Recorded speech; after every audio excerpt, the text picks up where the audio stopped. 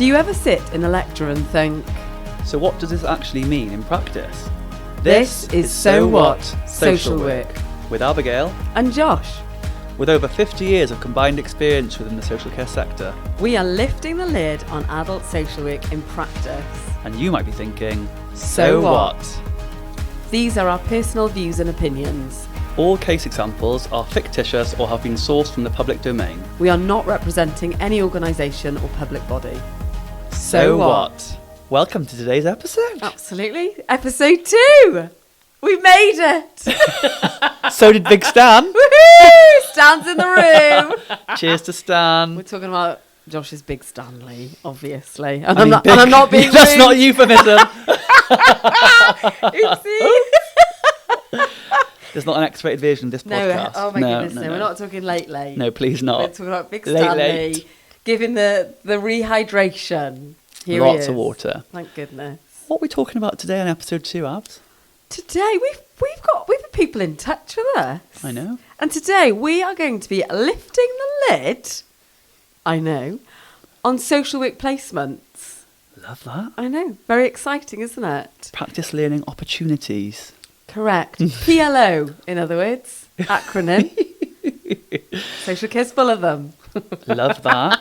I know. Before we get into that topic, though, Yes, Josh. let's just do I think we do a little bit of a staple. Oh, yeah. Okay. Start to mean to go on. I'm here, yeah.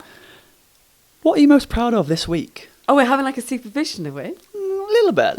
Okay. What am I most proud of this week? Well, this week I went to a conference and I had to present a case study. And I must admit, I was extremely nervous. It's something I have never done before, with a lot of bigwigs in the room, quite frankly. Yeah. We're talking directors, managers, big people from lots of sectors, actually. Yeah. So I presented the case, questions were asked, and I was like, oh my God, I can't answer this. And that wasn't expected, was it? No, it was not. It was supposed to be reflections, but they were definitely questions. Yeah. But I managed it, and I do feel super proud of that this week. You managed it very well, because I was at the same conference, thank I you will very say. much. I'll You take did the it very well. compliment Very all day proud of long. you. Thank you. So tell me, Josh, what are you most proud of this week? Very similar, same conference. Yes. Talking about relational practice, generally Indeed. this is, and strength-based collaborative communication, Whoop, whoop. which I'm a big advocate for and You are believer in. indeed. And taking a step back actually in that conference and supporting other people rather than hogging the mic. Although some people might say I still did. I thought you managed it very well, and Thank you. I think you really are, one of the founders within the workplace that is really pushing it forward. Thank you. And I think my reflection is, and what made me feel really proud, is people calling me a product owner of this Absolutely. ethos. And rightly so. Thank I think you. you're moving mountains Thank you and very much. supporting it to go wider. And you should be very proud of that. And I am. And Well done. that's our pride of the week. Pride of the week. Proud yeah. of the moment of the week. Yeah, I love it. It'll evolve. There's our little bit of supervision. Beautiful, darling. Pia. Beautiful. Yeah. Okay. So, we're talking placements today. Now, we've been there, haven't we? What is a placement for people who may not know? So, practice learning opportunity during the degree or the master's in social work. You're expected to do, I think, a 20-day placement in the first year. Or 30 days. Oh, Depends which university. depending on the university. Yeah. And then it's about a 90-day placement in the second year. And I think master's is 120 days. Yeah, I there's think. lots of different rules, isn't there? It's a long time. Yeah, It's a good few months. It's only 90 days. Actually, it turns out it's about 5 or 6 months. Well, 90 working days. It's huge. Mm. And I think it's a little bit like a rabbit in the headlights. Yeah. You're like, OMG, I've got to go to a placement. Sometimes it's not the placement you want. Don't get a choice. Yeah, and you could be working in adult services, and they'll go, oh, by the way, you're doing a placement in children's services. Yeah, And you're like, yeah. But I don't like working with children. Yeah. I don't know what children are. What? And you're like, well, this is part of your learning opportunity. Yeah. So you've got to take it.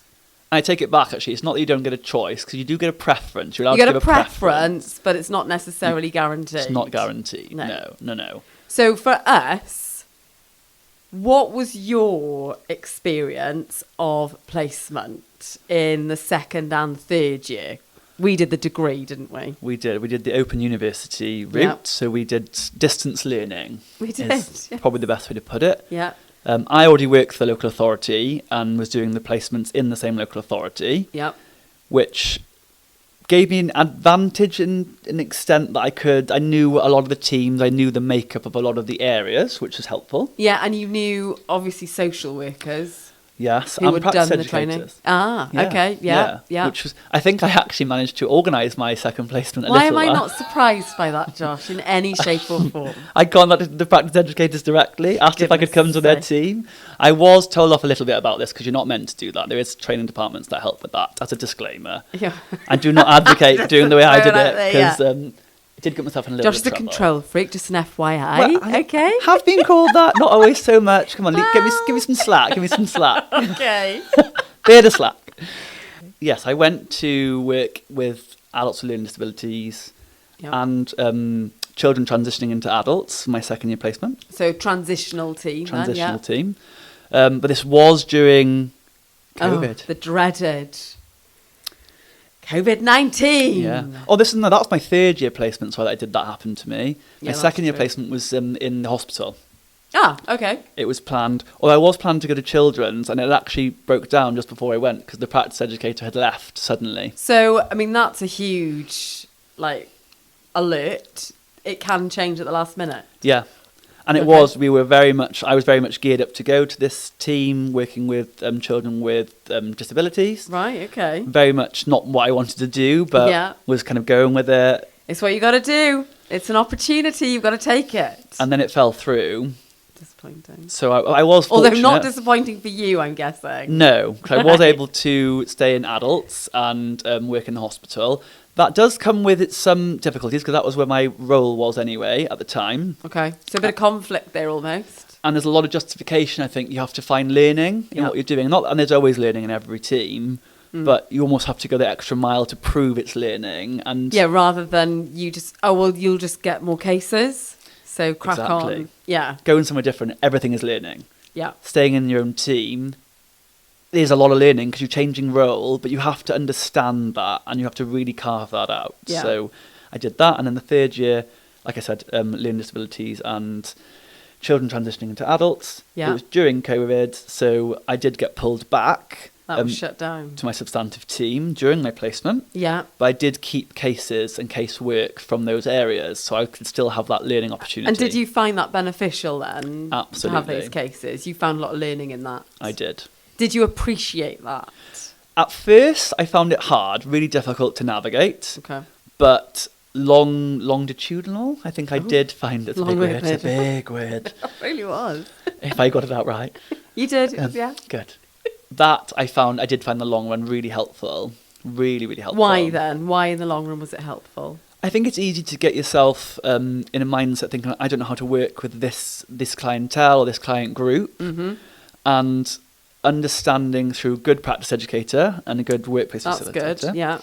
that working with anybody of any age, any disability, any disadvantage is still working with a person.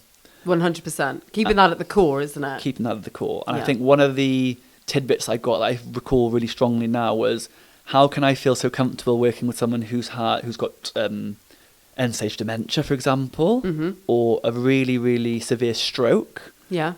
but be fearful of working with someone with a learning disability? And the fear part of that was, am I going to do a good job? Right, okay. Not fear of anything else. Am I going to do a good job was the fear. How do I communicate with them effectively? That kind of the tools, isn't Yeah, it? how am I going to do a good job of this and make that person have the best experience they can of social care? Yeah.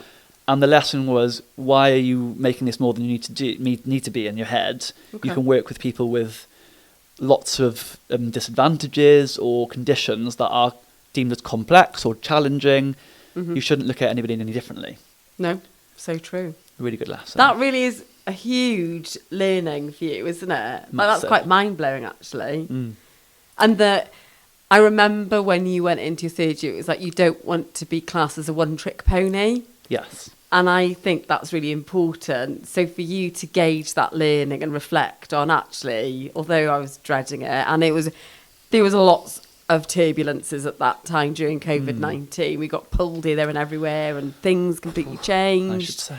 Yeah, you can still reflect on it. Actually, there was a really positive outcome for that. There's lots of good learning. Yeah. But enough about me. Excellent. Let's talk about your experience of placements in year 2 and 3. Okay, so, well, my first year, I was in the care home. Of course. I'd never really had much direct contact in the kind of learning aspect of social work. I'd worked with lots of social workers, but not around the educational bit. No. So I remember looking at the National Occupational Standards, otherwise known as NOS. Yeah. I was like, what? So I just kind of like tagged them in to an assignment, and that was it. Second placement then, I went to a third sector provider. I had lots of experience working under the housing support grant with Welsh Government. Yeah. And I had a practice educator, very thorough, really robust practice educator, excellent learning. I was absolutely crapping my pants because she came in, we had our first meeting, and she said, have you got the PLA?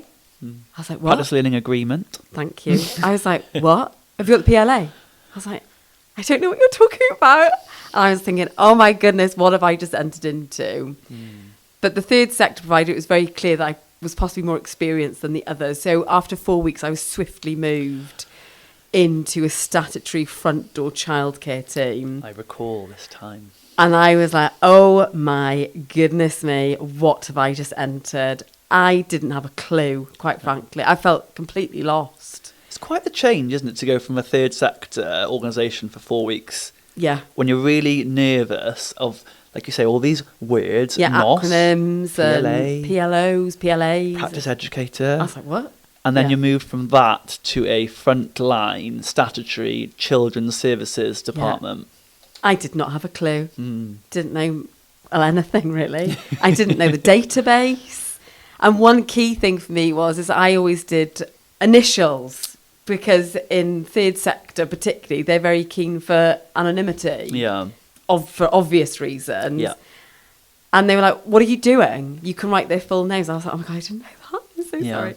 So it was a huge learning curve for me, but the learning from it was just epic. Like, I don't regret that placement at all. It was brilliant learning, and thankfully there were a few other students on placement from another university at the time, and they kind of supported me through the first bits of it. Yeah, thank goodness, because it was a nightmare. And then the third year, I went to a mental health team. Yeah. I was there for about a month, and obviously COVID-19 happened, and they were like, off you go home. Yeah. I was like, oh God, this is great. What am I going to do? So, but I was lucky because I kind of worked with the mental health team, shadowing them on kind of duty visits. Yeah.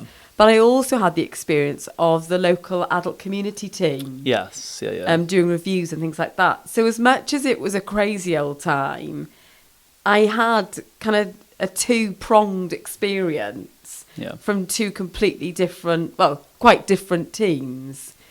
And I just thank goodness for peer group supervision at that time, because I think that's how we survived. Well, our relationship fully bloomed from blossomed. That time, didn't it? Yes, it did. We really lent on each other, didn't we? Because everything, I think it was a complete unknown to everybody. Yeah. So that's a bit of a random experience, really. And I wanted just to reflect back on your year 2 and year 3 experience. These were your two first experience of working in statutory services, wasn't it? Yeah, I'd never worked in statutory services before. I've been all non-statutory. So it was mind-blowing, like meeting, really, I mean, obviously you're always working under some kind of legislation, but, being accountable, you need to have that visit, that assessment done within 7 days or 35 days. It was quite mind-blowing. You need to be on it. Yeah. So, it was massive learning for me. I found a lot of learning speaking to you at the time as well, because I took that for granted, really, that I'd already worked in statutory local authority for a long time. Yes. And you made me think of things a bit wider and a bit different context. Okay. About, because you'd ask poignant questions about why does this happen, why do we do that, why is the structure like this, how is the structure like this, whose role is what, and what does that mean? the things I would just take for granted, and I think a lot of students wouldn't. There's quite a lot of different roles, different teams, and different specialisms, isn't there? Well, genuinely, when I first started on my placement, I thought it was adults and children. 2 teams. I did. Yeah. I did not comprehend that there would be so many kind of specialist or like branched out teams. Yeah. It's not like that at all. And until you step into that world, you just don't have a clue. No. My mind was blown. I couldn't believe what I didn't know about social What you work. didn't know. And the roles, I think, we talk about social workers, student social workers, non-qualified social workers, senior social workers, team managers, assistant managers, service man. It goes on. You don't know any of that unless you work there, generally. Yeah, unless you're actually living and breathing it and within it. Yeah. So it's huge. I think that's something to be mindful of if you're a student going into these placements. It's like, okay, where's my experience at? And ask the questions, isn't it? Yeah. And talking of questions, we have 3 questions for this episode. We do. From 3 current students, which is fantastic. Absolutely is. So Josh, do you want to do the honours? I will find these questions now. I will play question 1 from an anonymous student. Okay. Hi, my question is, what advice would you give a student to get the most out of their placement? What advice would you give to a student to get the most out of their placement? I think if you've got a practice educator or potentially a workplace supervisor or facilitator, use them. Get your questions down and like pin them down to say, right. Pin them down. Oh, dear me. Pin them down to say, right, I don't have experience in this, and this. What opportunities can I get out of this? Yeah. For me, I think the placements are all about opportunities. And that doesn't necessarily mean sitting in that team for the whole 90 days, for example. The first month should be the induction. Absolutely. And part of that induction should be about putting, kind of almost dipping your finger into lots of different team pies, if you like. Yeah. To get a little taster of everything. And if possible, maybe go there to another team for a few days. I mean, we're big believers in that, though, aren't we? Love it. Yeah, huge fan. You're not always afforded that. And what I would say is some teams, some structures, some practice educators aren't able to offer that opportunity. Yeah, no, absolutely. I fully respect that, yeah. And like you just touching on that first month being an induction, that's not always the same either. Sometimes people get a week, sometimes 2 weeks. And I think how you use that time is really important. And I think as a student, whether you're level 1, 2 or 3, I think it's really important that you are empowered to ask those questions. And if you're not afforded longer, to ask why. Yeah. And can I be? And there's no harm in those questions. There's a huge power imbalance. And I'm sure any social work student or practitioner at the moment will have power imbalance. Yeah. But there is, whether we like it or not. And I think it's a really nerve-wracking experience, isn't it, to go into a placement. You've never been there before. You might not know anyone in that team. And then saying, actually, this is what I want to get out of it. Yeah. But I think between your tutors, really try and forge that relationship with your practice educator or workplace supervisor or facilitator. Yeah. In your workshops that you would attend, try and gain some confidence to say, actually, this is what I'd like. Yeah. And set the tone. When you go into your practice learning agreement, your supervision agreement, your practice learning opportunity, I'm sure there's some other agreement. Well, there's a pre-placement meetings and things. That's right. There? Yes, there are. And I think it's really important to set the tone there. Yeah. Say, this is what I want out of it. And hopefully, and it's in writing, that should be respected. And I think answering the question as well from a different lens, if you're not confident because of the power imbalance or because of the situation you're in, to ask questions quite as maybe directly, allow the practice educator and the team to tell you what they can offer you. Yeah. Think on that, reflect on it, and maybe write some questions down and ask the practice educator and the team, I'm not sure this is how I'm going to get my learning outcomes from this, or I just don't know what it means, and give me a bit more clarity. I think any practice educator and team will want to get the best out of you and want the best for you. Yeah, absolutely. So that's how I'd agree. Everything you said, I wouldn't add anything additional to how they get the most out of your placement. Yeah. I think it's definitely those setting up foundations Yeah. and being open and honest throughout. Open and honest conversations is key to any successful placement, I think. Yeah. Even if you don't like your practice educator, I mean, be respectful. Yeah. But, I think sometimes it's important to say, I don't really not I don't like you, but I'm having difficulty or I'm finding it challenging. Your style, your approach. Yeah, absolutely. We're all different. Yeah. And as social workers, we should be respecting that as well and saying, actually, I find your approach quite challenging. Challenge each other. Yeah. I think that's really important. Yeah. And I agree, because if you're struggling, everyone wants to know you're struggling. Yeah. Oh, yeah. In good time to get you through it. So please, if you take nothing else, being prepared for your placement, get the best out of it. Yeah. Just being honest, open. Do not worry about that, because everyone would prefer that they can help you through. Yeah, definitely. I don't know many practice educators that wouldn't want to support you through to the end to develop your learning and for you to pass. So that's really good. Okay. Should we go on to question 2? I think so, yeah. Another anonymous student. Hi, my question is, if you were starting placement again, what is one thing you wish you had known beforehand? Great question. Your turn now, Josh. One thing I wish I would know beforehand, if I was starting again, I think what we've just talked about a little bit with question 1, to be honest. Definitely, yeah. And having the ability to know it's okay to ask questions and about the power imbalance and feel that it was safe to ask. And that's important, I think, as you as a student know it is okay to do that. And you sometimes have this belief in your own mind that you can't. Well, when you talk about imposter syndrome, you're going into these new teams, you're the student, it's like, oh, who's he? You're like an alien in the team. I'm it's new. Like, I'm sorry. Help me. But you feel a little bit scared sometimes to ask for You help. do. I definitely did. And I didn't want to look like I didn't know. You don't look stupid. Yeah. And that's one thing I think I would like to do different, or I would go differently about if I started again. I think I would ask more questions. I think I'd be a bit more honest about my insecurities. Yeah. And what was worrying me. Yeah. Like you said earlier about NOS. I didn't know what it was, but because everyone talks so confidently about it in the university. Yeah, I should know that. You think, but really, I can almost guarantee you every other student who is nodding their head in that lecture is also thinking, I don't know what this is. Yeah. Oh my goodness. There's 20? What is this? What are they? I don't know. But no one really talks about it. Nobody does. No. And even social workers that I've known who aren't practice educators but have trained have forgotten a lot about what individual NOSs are, because they don't need to evidence them anymore. Yeah.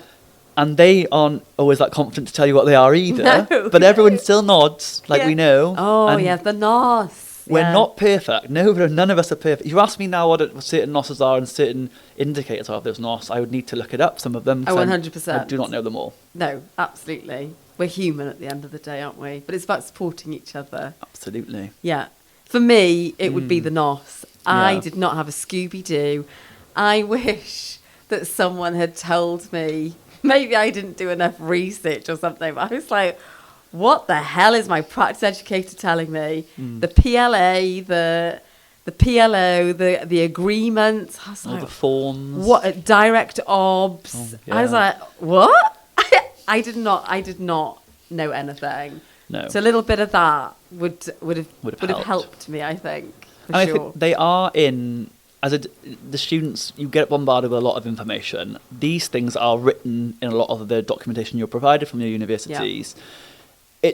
It gets lost from my experience as a practice educator and as a student. Yeah. In the reams of things you've got. There's a lot.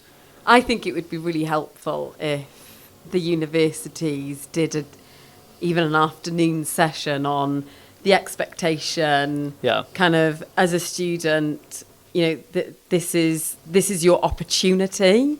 I don't think there's enough emphasis on that sometimes. On opportunity, yeah. And to kind of guide you through, what's the midpoint review, what's the expectation, having a look at the National Occupational Standards, I think that would be really helpful.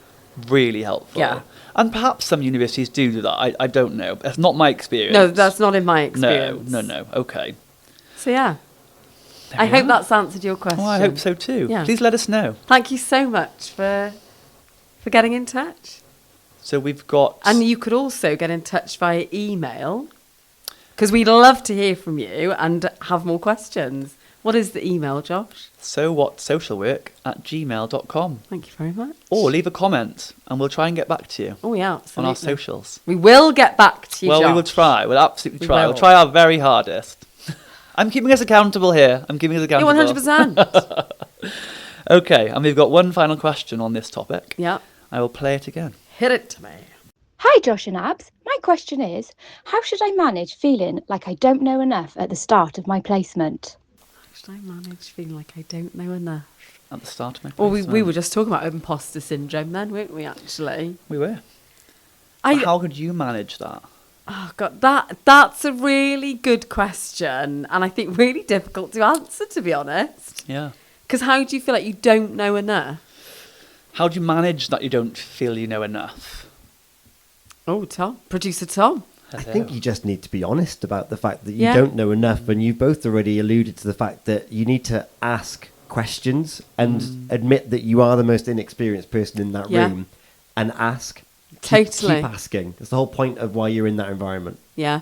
That's it. It's the opportunity, isn't it? Yeah, yeah. For those 90 days or whatever it is, it's that opportunity. So don't, managing it, I think you've got to kind of succumb to it and say, I'm a student. Yeah. I'm learning. Difficult though, isn't it? Oh, no, it is so One difficult. control You don't freak want to another. Well, hey. Excuse you. Or maybe the student calling in is the one that is a control freak. Well, potentially. And I've been that person, and You I know have it's indeed. managing your own expectations. I think producer Tom is absolutely right. You need someone almost to be accountable to you, or your buddy, to say it's okay to be vulnerable. Yeah, And it is. If nothing else, look at us as your buddies, and we're telling you it's okay to be vulnerable. Yeah, And 100%. that's why we're here, hopefully to help you feel that you can be vulnerable, and you can ask us these questions, and we will hopefully give you some confidence that it's Yeah. okay, nobody else knows either. It's important not to go into the placement thinking, oh my God, I don't know anything. I need to think that I know everything. It's like, no. You're going in with a blank canvas, Yeah. and it's okay. And you start from, my name is Yeah. Abigail. Yeah. Help me, because I don't know anything. Please help. What do I need to be at? Because sometimes you don't even know the questions to ask. No, you don't. So it's about just kind of embracing it, trying to take those shadowing opportunities and just saying, I'm a student. Yeah. I'm going to ask this question, or can I experience this, please? And I think that's, and I'm hoping that by just succumbing to that I am a student, that you manage that then. It's like, it's okay. Yeah. It's okay to feel that way. I've got a follow-on question. Ooh, Go on, producer Tom. How much scrutiny and how much freedom and how much casework would you expect to have on your placement? That is very good and potentially very controversial. And very different between both of us, actually, I would say. In some, it is. I'm scared. What? No, Go on. Well, because we've had feedback, haven't we? We You've have. had feedback from universities. I have. And I haven't so much, but I've had feedback from students. Yes. And I've heard from other teams and practice educators. So Yeah. I think caseload numbers, I want to really hone on that one, because that is a hot topic for students, isn't it? Big topic. Yeah, it is. And numbers, I don't think is a thing with a student. I don't think you can have a limit on numbers. I No. don't panic when I say that to students. Don't panic. Depending on the case themselves. Some cases can be super complex. Some can be very straightforward. The idea that for a student generally, you would not have more than 10 to 15 cases throughout your placement. That's the general feeling. Yep. You should not feel completely overwhelmed. You should feel stretched, yes, but not overwhelmed. And I think it's really important that you have that conversation with your practice educator if you are, because you are in a learning environment that is usually very new to you. So I think from a caseload perspective, it depends on the case generally, but I think 10 to 15. Complexity is key. We're talking about learning, But going back to your point, so I've been based in a non-statutory team before, and I think it was 10 cases within a few weeks of them like passing the induction. They went to their workshops, and most teams in statutory services had 3 to 5 cases. Yep. And then my students said, "Oh, we've got 10." Yeah. And the tutor and the whole class were like, Oh my "Oh God. my goodness, who is your practice educator? She sounds like a horror. She's an ogre." I was like, "Oh my God, there's a reason." But you know, there isn't a duty or an expectation that the people from that team have to consent. Like they have to No. consent. It's not a duty. Yeah. And that was key. And there is a lot of non-engagement. Thankfully, I had a conversation with the tutor and she totally understood it. You put context around it. Absolutely. And that's really important as well. Yeah. So I hope that answers your question, Producer Tom. Thank you very much. Lovely. So there's quite a degree of freedom. Like you haven't got someone over your shoulder all the time during these opportunities. There's touch points, but ultimately you are there fulfilling the job role. You should have full autonomy within your caseload, you know, as long as you've got the guidance and advice to support you through it. And as you go through the placement, the practice educator or workplace supervisor kind of it's like a child, you know, and the learning to run almost, isn't it? And you then take a step back and it's like, okay, well, I can give you a bit more of a complex case now. Yeah, it's an evolving kind of journey. And I think when looking at statutory work, I think you've got to tailor it to that student. So their experience, their knowledge, their learning outcomes. Yeah. If you start off with, I would always start off slightly differently and look at maybe 1 or 2 cases. Depends on that practitioner, that student. Well, and their past experience, isn't it? Like you say, it has to be very bespoke to the student. Well, if they are in a statutory team and they're in a statutory team that I'm working with, then I might look at slightly more complexity than compared to another student who's coming completely external. Yeah. And their journey we might map out the journey, what we think it's going to look like from the beginning, and it may well, and it often does, change. Yeah. But that's a two-way conversation all the time about that, and weekly supervisions, and you've got to have that open conversation. Is this learning? What are we getting out of it? What's the next step of learning? What's the so what? Exactly. And when you have midpoints, you have touch points. I say the midpoint is crucial, isn't it, to a placement? Yeah. Because at that point, you're like, okay, so what are we hitting? How are we doing? How are you feeling? What's your confidence? Are you developing? What's the reflections? Yeah. And it's like, okay, so from the midpoint then you can move for it, and it helps refocus what's needed, doesn't it, from the placement? What's the second half? Yes. What's the learning? Are there any concerns? And if there are any concerns, they should be raised well before the midpoint. Yes. And I think just going back again, when you're managing and balancing caseloads, that's that honesty. It's really key, because you need to say if you're struggling with it. You need to say, I'm not being challenged enough. We've had experiences of both of those scenarios. People have said to us, I'm not being challenged enough. I think I need more challenge.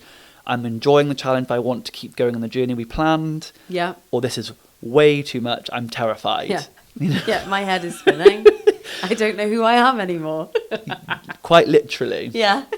So it's just knowing, I think that, like what producer Tom reflected back to us about, it's a learning experience. It's an honesty. We have open and honesty. Have that two-way communication, or sometimes a three-way communication with your practice facilitator, your workplace supervisor, and the university and your peer sessions. Yeah, there's lots really of routes. Important. Yeah, and because your peers can help you kind of think where you're at, because they're in the same boat, aren't they? Yeah.